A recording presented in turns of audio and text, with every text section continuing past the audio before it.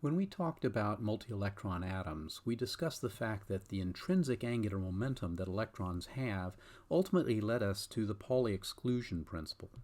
Now, this Pauli Exclusion Principle will hold whenever we have spatial orbitals that have a spin component also with the electrons. So, for example, it doesn't matter whether that spatial component corresponds to an atomic orbital or to a molecular orbital. We're still going to have something that obeys the Pauli Exclusion Principle, and I'm going to represent that generally as each orbital can hold no more than 2 electrons. All right, so we're going to be able to populate the molecular orbitals with 2 electrons no matter how they are put together. Now, when we looked at this for multi-electron atoms, we noted that we could create an electron configuration for atoms that basically would be constructed by taking the orbitals, the atomic orbitals, in order of energy and simply adding 2 electrons to each orbital until we had used up all of the electrons. So, for example, for something like nitrogen, it would be 1s2, 2s2, 2p3, and so forth. And you know, this was a perfectly adequate way to represent it. But then we had to be more specific about what these configurations meant by constructing atomic term symbols. We will ultimately do the same thing for molecules, but that will be for a later video. Right now what I want to do is get to the point of talking about electron configurations for a molecule. All right, so when we do this, we might, for example, take the H2 system, which we know starts with 2 1s orbitals for each atom, and it has a bonding component and an anti-bonding component. So our 1 sigma G orbital would be down here, and our 1 sigma U orbital, the anti-bonding component of that, would be up here. All right, now if we simply just build up from the bottom, okay, so in other words we start adding electrons, we would note that there's 1 electron on this atom, 1 electron on this atom. We would begin filling from the bottom here, and we would use up all of the electrons. Now what this implicitly is telling us is something about the energy that comes from this system. Both of these electrons are at an energy level that is lower than they were when they were separate atoms.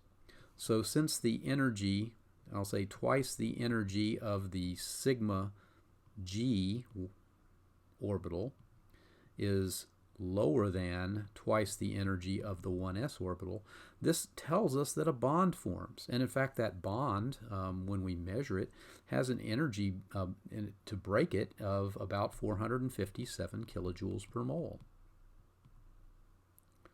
All right, so it's a substantial bond. Okay, so that is, if you will, is about half this distance here, because I've put 2 electrons in that orbital. All right, what would happen if we looked at H2 plus this way? Well, in that instance, I'm only going to have 1 electron down here in this bottom bonding orbital. So I find that the bonding energy, if you will, of H2 plus has a bond energy that's at about 268 kilojoules per mole. Now I should mention that this bond energy I'm talking about is the energy required to raise this up to here, to break the bond and to create separate atoms. Okay, so you can see that it's much lower. It's a little bit more than half, because when you put 2 electrons in the same orbital, they're going to have an electron-electron repulsion, and so that's going to raise the energy a little bit. Okay, but the essential notion here is that when I have just 1 electron in a bonding orbital, I have a weaker bond than I do when I have 2 electrons in that bonding orbital. So there's something that's related to the number of electrons that inhabit this molecular orbital that lead to its strength. So let's take this one step further and look at helium-2. So if I have helium-2, I'm going to have a very similar molecular orbital diagram. I'm going to start with electrons in the 2 1s orbitals for each of the helium atoms. I'm going to have a bonding combination and an anti-bonding combination. So this will be my 1 sigma U, and this will be my 1 sigma G down here. And so now when I begin putting electrons in, I'm going to have 2 electrons on each of the atoms. So I have a total of 4 that I have to fill into my molecular orbital diagram, and these are the 2 lowest molecular orbitals I have. So this is where those electrons are going to go.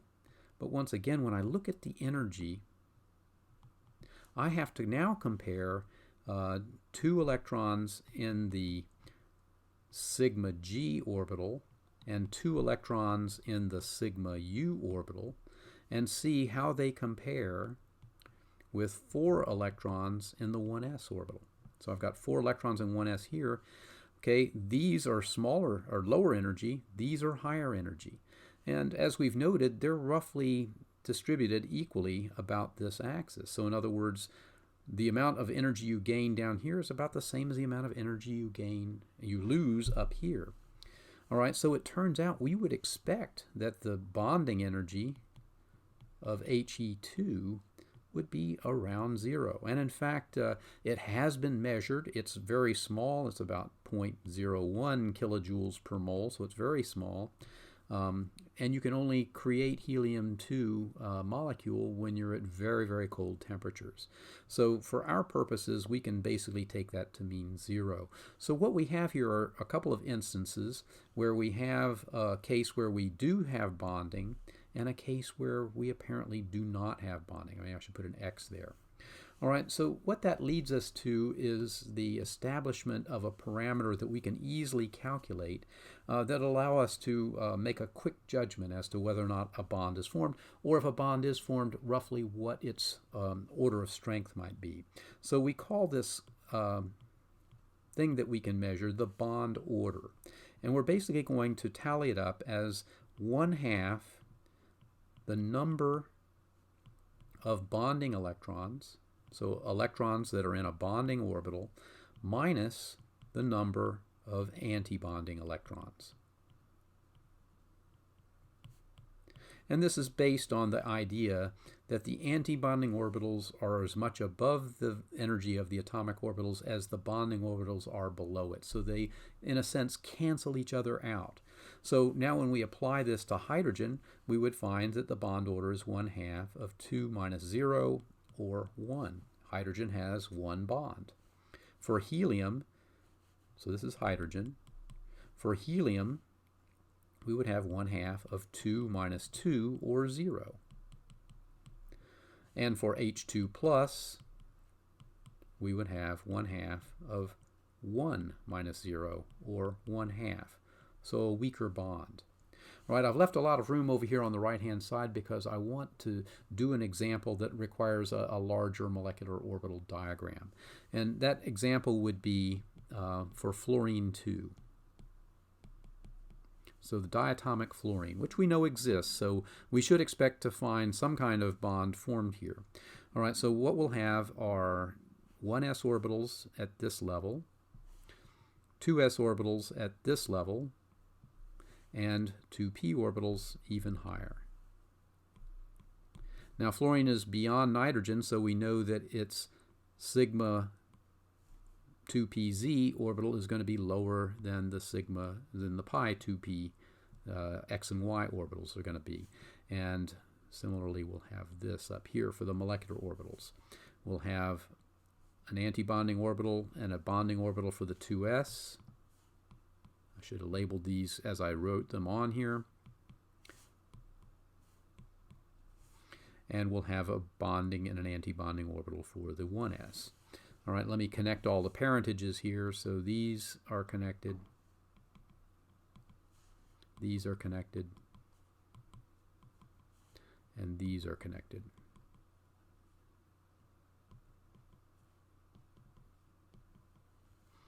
All right, now how many electrons do we have in fluorine? Well, it has an electronic configuration of 1s2, 2s2, 2p5. And that's each of the fluorines. And I've got one fluorine over here and one fluorine over here.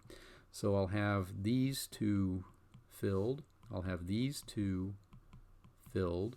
And then I'll have 5 electrons up here. And 5 electrons up here. Now I've drawn these as spin up and spin down to emphasize the fact that in these atomic orbitals they are spin paired.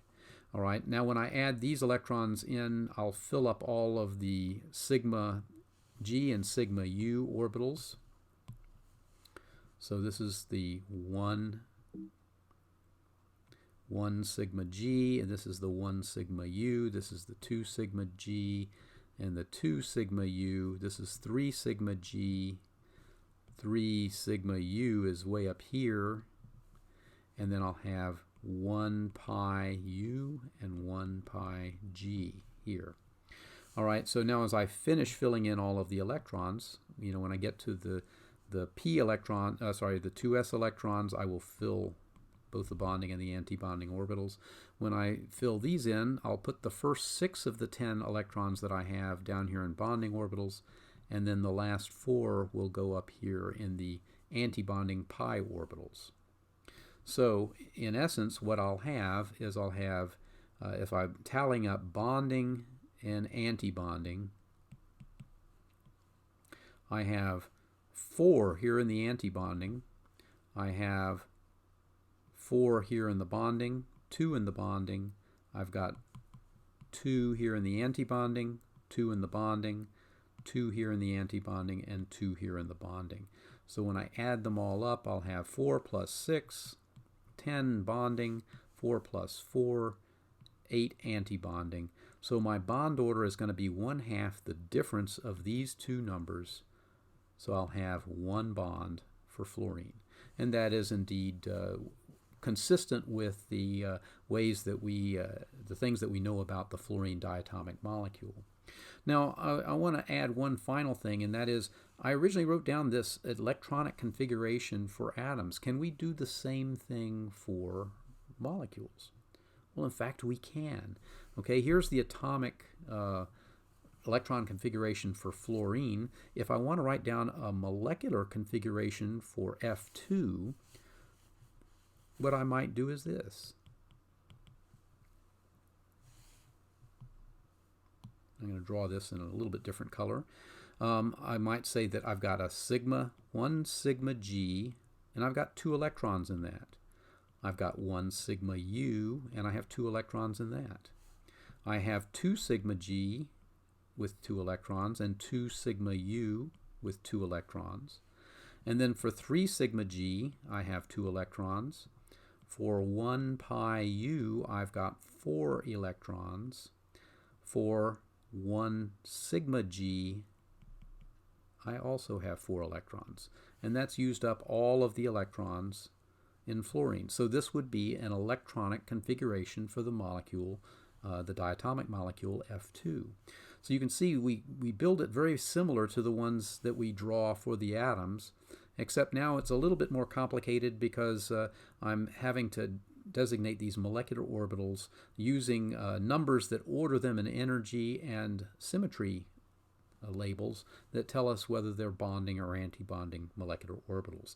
But now if you were trying to figure out the bond order from an electron configuration, you would look for all the sigma G's and pi U's. Those would represent bonding orbitals. And you would look for all the sigma U's and pi G's that represent antibonding orbitals. And you can then use one of these electron configurations for a molecule to determine the bond order and whether or not it's likely to exist as a diatomic molecule.